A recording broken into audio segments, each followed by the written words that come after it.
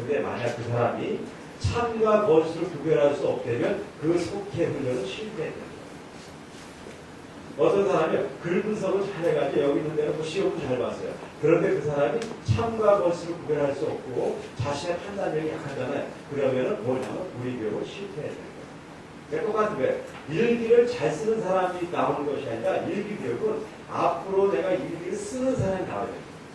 그러니까 이 5차원 교육에서 속해 능력이 키워졌고 글 분석 능력이 키워졌고 고공편을 만들 수 있는 사람을 만들려는 것이 우리의 목표가 아니라는 거죠.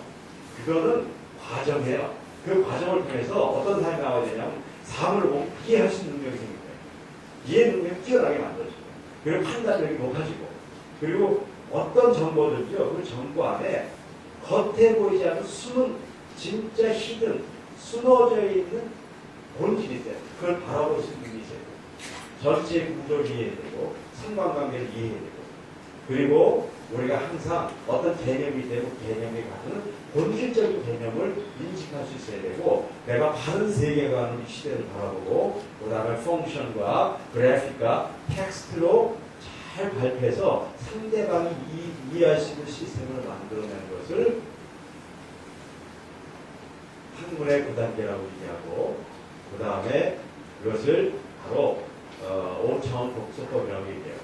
그런데 제가 지난 10년간 이렇게 경험을 해보니까요. 이 5차원 독서법과 학문의 9단계를 배우신 분들이 어디서 멈춰있는 분들이 많이 하냐면 뭘 활동을 많이 해요. 그런데 사람의 변화를 유도시키지 못해요. 그럼 실패해요. 그래서 오늘 제가 나머지 주어진 짧은 시간이지만 이 2D를 여태까지 해오신 분들 이 2D에 대한 개념을 설명해요. 그래서 항상 어떤 활동을 할 때는 나는 활동을 하지만 목표는 뭘 얻으려고 그러는 것이에요. 2D를 얻으려고 그러는 것이 아니라 그 2D를 통해서 어떤 존재가 되는가 이해해요. 그래서 학문의 9단계를 이런 겁니다. 우리가 지식을 얻으려면 지적인 능력을 가지려면요. 3가지를 할 수 있어야 되는 거예요. 제가 설명은 안 드릴게요. 시간이 없으니까 3가지를 가져야 되는데 첫째 뭐냐고요. 입술을 잘해야 돼요. 그러니까 지식이 잘 들어올수록 지적인 능력이 커진 거예요. 두 번째는 고도화를 잘해야 돼요. 고도화라는 것은 뭐냐면요. 나한테 들어온 지식의 밸류, 가치 자체를 바꿔버리는 거예요. 여러 번 설명을 한 거지만 이런 내용이죠. 내가 사람들을 만날 때마다 전화번호를 받았어요. 그래서 내가 100개의 전화번호를 갖고 있습니다. 그럼 나는 100개의 파워가 있는 거예요. 힘이 있는 거예요. 근데 그냥 나는 100개의 힘일 뿐이에요. 근데 그걸 어느날요. 김씨, 이씨, 최씨 이렇게 분류를 했어요. 그렇게 분류하면 어떻게 되냐면요. 막 섞어놓은 100개와 김씨, 이씨, 최씨 분류한 100개는 똑같은 100개라도 양을 갖더라도 가치는 달라질 거예요. 이게 뭐냐면요. 지식이 재배열되면 가치가 변화돼요. 근데 그 가치의 변화가요. 여러분들에게 좀 설명을 드릴게요. 입술은 이렇게 되어 있어요. Y고 X처럼 변화돼요. 하나 배우면 하나 배우고 둘 배우면 둘 배우고 이렇게 들어가죠. 이걸 Y고 X 되는 거예요. 근데 고도화는 뭐냐면요. Y고 X자승처럼 변화돼요.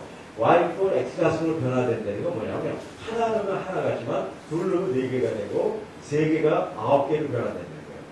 그러니까 굉장한 변화예요. 그러니까 진짜 지적인 파괴력은 어디서 나오냐면 고도화에서 나오는 거예요. 그리고 그것이 실제로 힘을 발휘하는 건 표주를 통해서 나타나요. 그러니까 지적인 사람이라는 건 어떤 사람인가를 잘 정리해야 돼요. 지적인 사람이라는 건 어떤 사람이냐면 공부 잘하고 시험 잘 보는 사람이 아니라 외부에서 지식이 있을 때 이건 잘 내도록 듣는 거예요. 근데 진짜 지적인 사람은 그게 아니에요. 그걸 끝나면 안 돼요. 그게 아니라 그게 10개면 10개가 들어왔는데 내 안에서 작용을 해서 그걸 100개, 200개, 1000개로 만들 수 있는 능력을 가진 사람이 지적인 사람. 진짜 그 사람이 지적인 사람. 그리고요. 그렇게 소위 그 밸류가 높아진 것들을 잘 발표해서 상대방을 이해시키고 변화시키고 시대를 바꿀 수 있는 능력을 가진 것을 지력이라고 얘기하는 거죠. 그런데 안타깝게도요. 한국 교육은요. 어느 쪽에 너무 치우쳐졌냐면요. 입술 쪽에 치우쳐졌다. 그래서 이런 일이 생겨요. 공부를 많이 하고 열심히 노력을 했는데 별로 효과는 없는 거예요. 제가 여러 그 지적을 좀 이렇게 여러 뭐 이렇게 방향에서 했지만 이런 거예요. 우리나라 교육을요, 사람들은 이렇게 얘기하는데 우리나라 교육에 문제가 있다. 우리나라 교육은 너무 지역 위주로 간다. 그래서 인성 교육을 안 해가지고 사람이 너무 인간을 못 만들어내서 우리 교육이 맞다. 그런 얘기를 많이 해요. 그런데 저는 거기에 동의를 할 수가 없고요. 왜 동의를 못하냐면 지력을 키우려고요. 인성 교육을 안 했는데 인간이 안 됐잖아요. 그건 그 이상한 게 아니에요. 인성 교육 안 하잖아. 그럼 인간 안 되는 거예요. 그거는요, 그냥 백간을 치워야 되는 거예요. 인성 교육 안 해서 인간 안 돼서 백간을 치워야죠. 그렇게 하고 우리가 이제 앞으로 잘하면 되잖아요. 그러니까 그거는 이상할 것도 없고요. 그건 뭐 당연한 거예요. 그러니까 앞으로 잘하시면 되잖아. 그런데 진짜 우리 교육은 그게 우리나라 교육이요. 그 귀중한 인성 교육을 포기하고 지력 위주로 갔단 말이에요. 그리고 그 지력 위주에 얼마나 많은 시간을 투자했어요. 한국 사람들은 머리도 좋아요.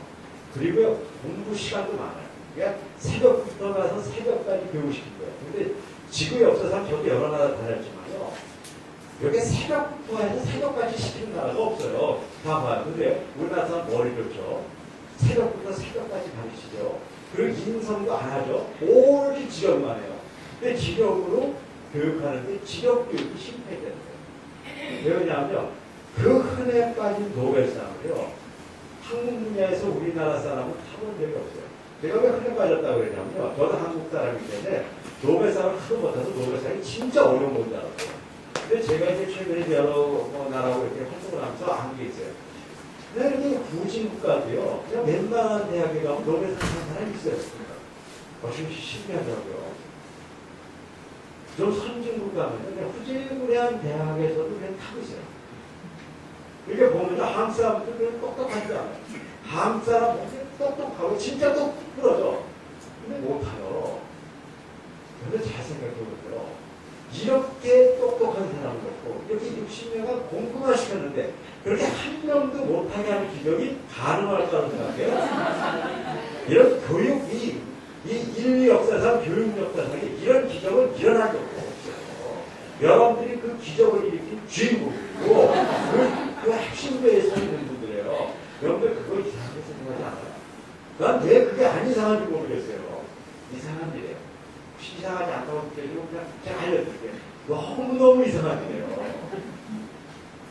그 이유를 아세요? 그건 뭐냐면 우리 교육 시스템에서는요. 절대로 우리 교육은 철저히 입수위식 때문에요. 어느 한국에 가까이 못 가요. 여러분들 우리 뭐 후진국이라도 노벨상 타는 나라들 다 어떤 사람인지 아세요? 들어갈 때 100개라고 해요. 우리 1000개만 우리 100개 들어갈게. 그러니까 우리나라는요. 사람들이 부족해서 사람들이 이렇게 뭐 제대로 못해서 그런 게 아니에요. 그런 교육을 하기 때문에. 그래서 제가 우리 한국 교육의 지령을 위해서는 첫째 지식운영 능력을 키워야 되는데 입수 고도와 표출하는 프레임으로 바꿔버려요. 여기에 선생님들이 많으시니까 얘기 드릴게요. 여러분들이 이제 5차원 교육을 정말 이제는 신뢰하고 믿는 분들만 모였잖아요. 그럼 여러분들 수업은 어떻게 되냐면요. 절대로 직권처럼 교육하는 거예요. 60분 수업을 했을 때 60분 가르치는 교육은 절대로 하면 안 돼요. 그건 뭐냐, 입수만 시키는 교육이기 때문에 그렇게 하는 게 아니라 이렇게 하세요.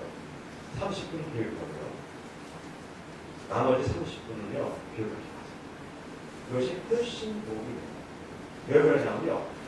60분짜리를, 그러니까 60분 동안에 60분 동안 쭉 가르쳐야 돼요. 어떤 일이 생기냐면요.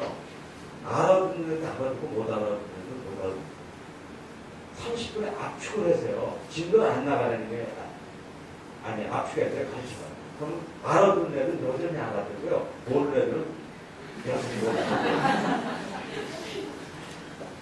그런 식으로 얘기합니다. 그런데요, 나머지 30분은 없다면 20분 안에 아이들한테 시간을 줍니다. 그래서 아이들이 스스로 재배를 시키고 오도와 작업을 하는 거예요. 그럼 어떤 일이 생기냐면요.